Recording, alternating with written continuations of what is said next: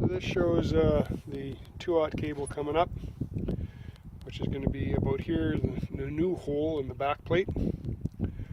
And then the cable about here, the hole about here, is going to be where these motor cables come up.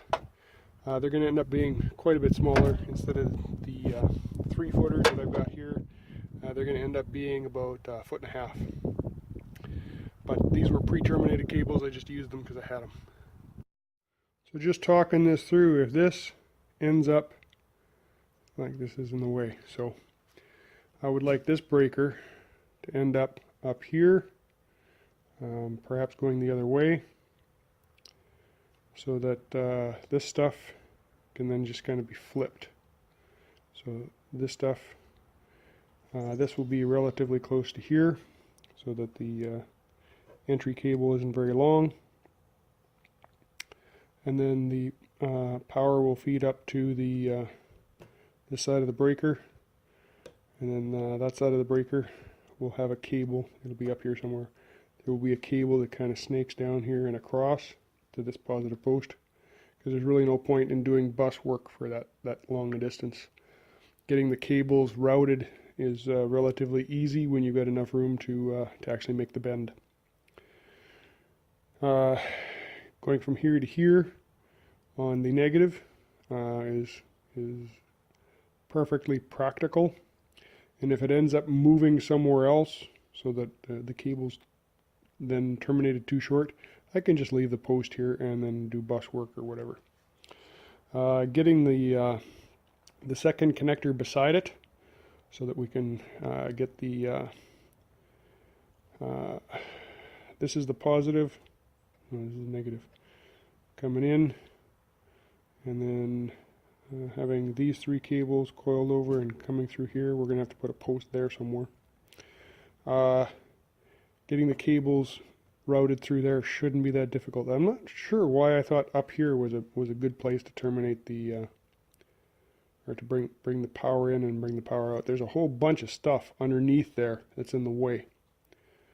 I really don't understand what I was thinking.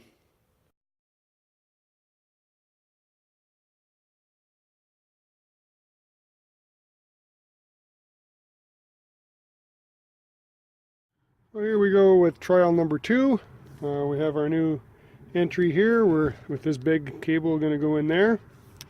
And it looks like it's going to bend there, but of course we have an interference between this bracket and this breaker.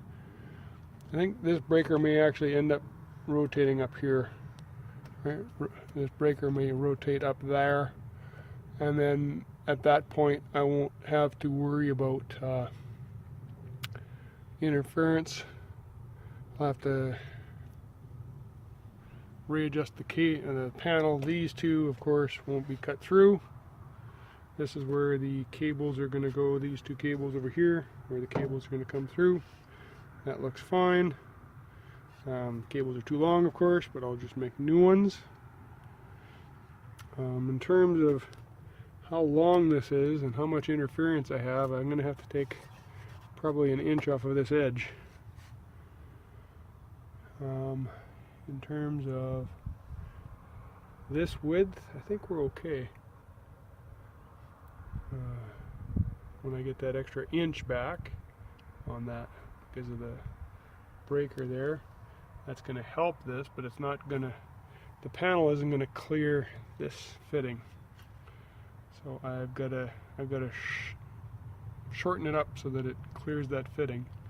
So the panel has to, it's going to be tight against here. It's probably going to be tight against, well, either here or here, I'm not sure which. And then on this side, I can shorten this up. There's no more interferences there, I don't think. And that's about it. So the cable's coming through here. It's going to terminate here for negative, here for positive, and then that breaker is going to end up moving up there. So this stuff won't be quite as tight in this corner. I'll have it spread out a little bit more. Yeah, that's it for version number 2.